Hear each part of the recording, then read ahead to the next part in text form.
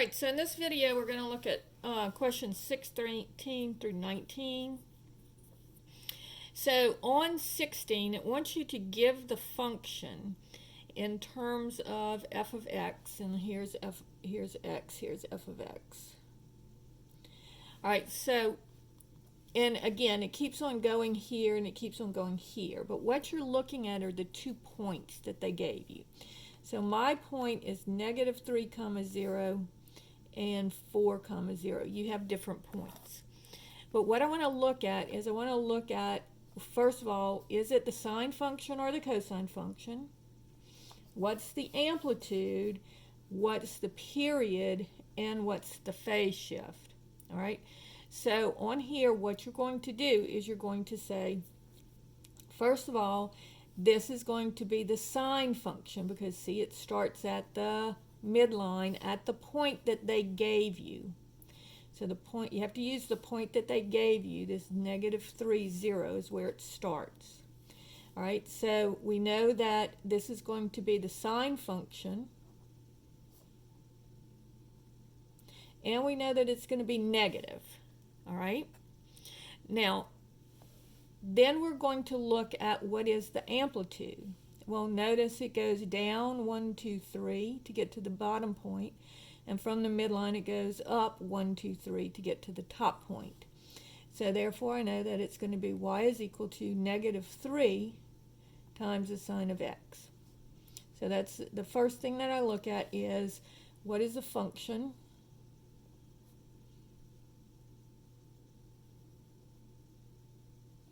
Then I'm going to look at is it turned over, flipped or not?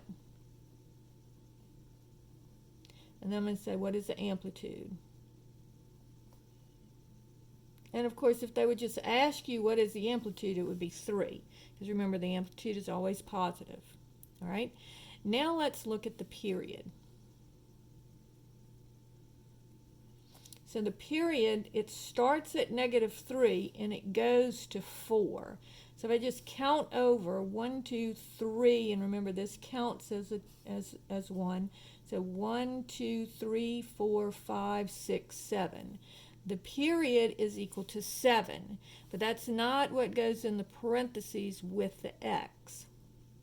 So what you have to do is you have to say 7k is equal to 2 pi, and divide both sides by 7, and you get k is equal to 2 pi over 7.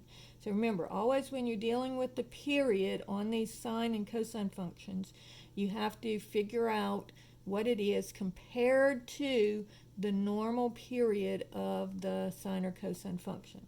So now I'm going to have y is equal to negative 3 times the sine of 2 pi over 7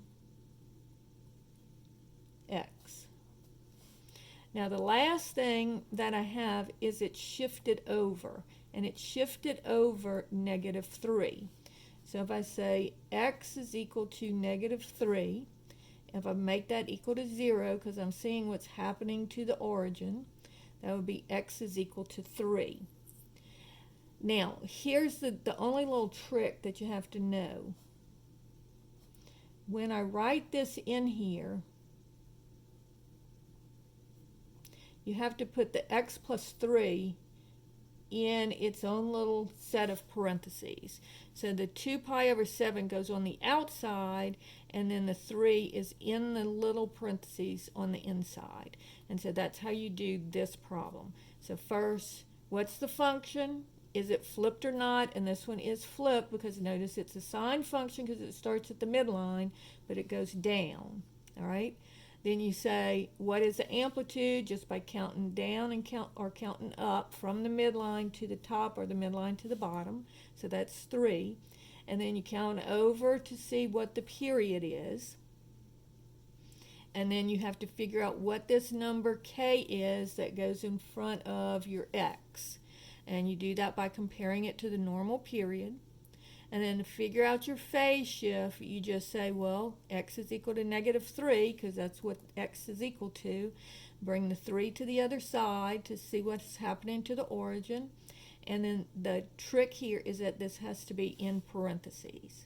So that's how you work that one.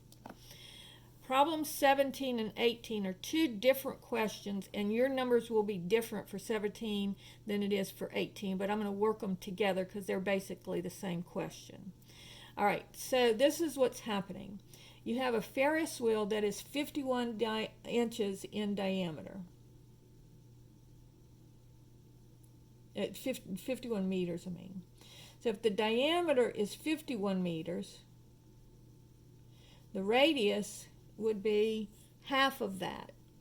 So it would be 25.5 meters.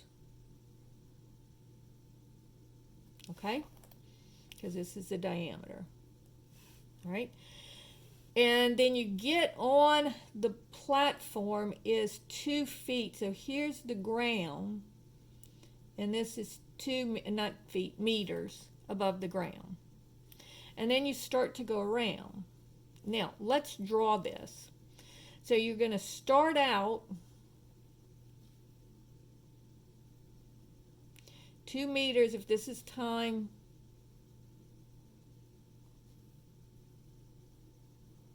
Here's the ground. You're starting out 2 meters above the ground. And then you're going to start to go around. Well, what happens when you start to go around? You're going to go up till you get to the top. Now, where will you be up here at the top?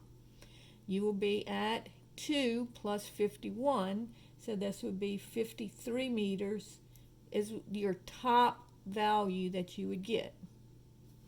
So you're going to come up,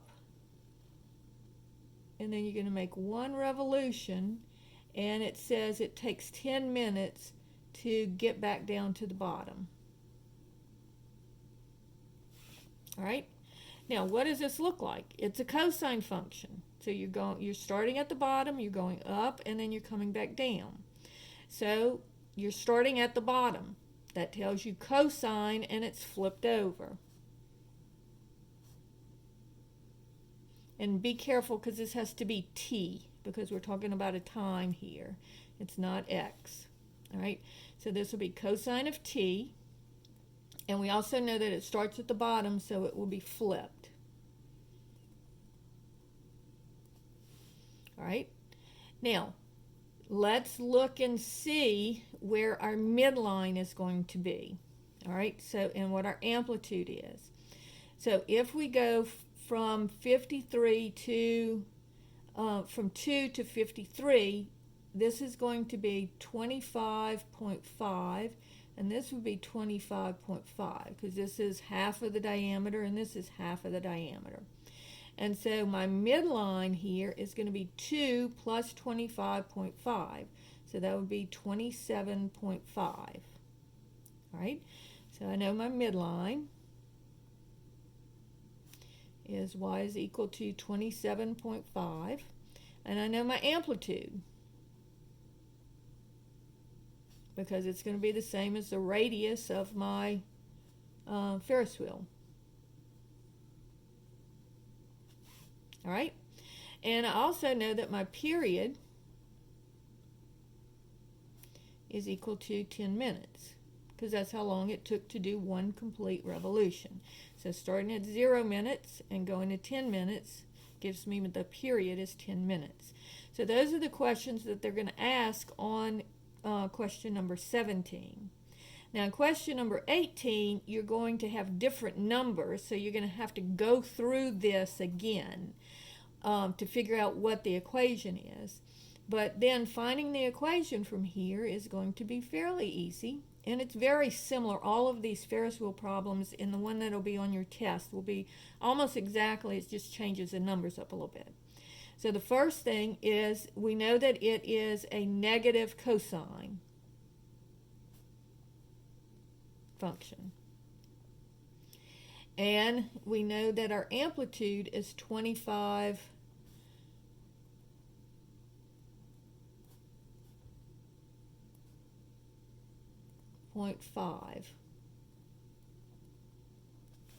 All right. We know that our midline is 27.5, so let's go ahead and put that in.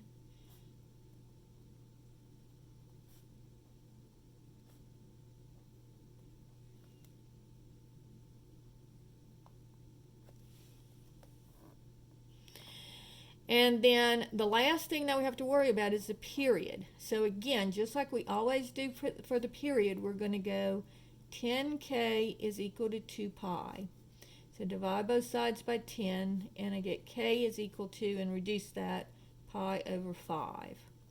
And so I'll get f of x is equal to negative 25.5 times the cosine of pi over 5t, and make sure you don't put x there, plus 27.5. And that is the function that you will have. All right, and then the last one is, they're talking about the temperature. And they're saying at midnight we have a temperature of 55 degrees. So let's draw this. So at midnight of one night, we're at 55 degrees. And we're going to go to a high of 65. And we're going to go to a low of 45. Now, we know just by living on this earth that the temperatures at night drop because we don't have the sun shining on us. So we're starting out at 55 degrees, and then we're going to drop down to 45 degrees at some times during the day, during the night, and then the sun's going to come out and it's going to start heating us up. And then it heats us up until we get to 65 degrees, and then at night again, the sun goes down, it starts to drop. And then we're going to assume at midnight and the next night, so this is 24 hours, we're going to be back at 55 degrees. All right? So they want the equation of the graph. All right? So first of all, I know that this is a sine graph because how do I know that? It starts at the midline. I also know that it's going down to start off with, so it's flipped. So that's going to say y is equal to negative sine of t. So now I need to figure out what is the amplitude. Well, notice it goes up 10 degrees and down 10 degrees. So I just take 65 and subtract 55. The top one minus the middle one, or the middle one minus the bottom one. Either way, but it's 10 degrees. So my amplitude is equal to 10. So I have y is equal to negative 10 sine of t. Okay, getting there.